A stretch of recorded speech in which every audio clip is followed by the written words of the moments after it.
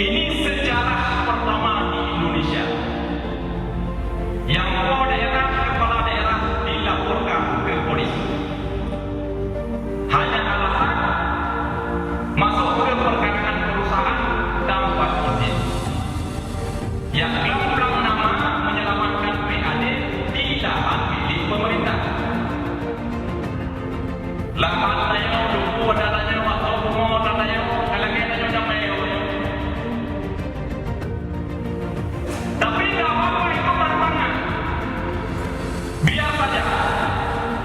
Yang penting tujuannya pengangguran kemiskinan menurun, PAD naik, pendapatan daerah dapat, ekonomi bangkit karena kondisi sedang sulit. Tidak apa-apa.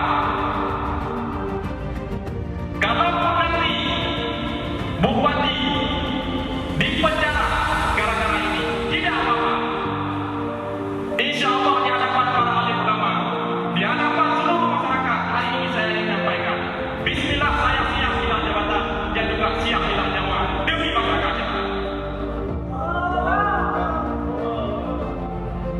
Betul kita kamu, katanya ceramah tadi, anak putih.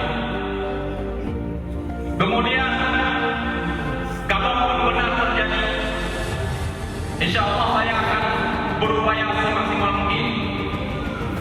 Nanti yang di penjara, yang hilang jabatan, bupati saja, jangan wabuk dan sekda. Karena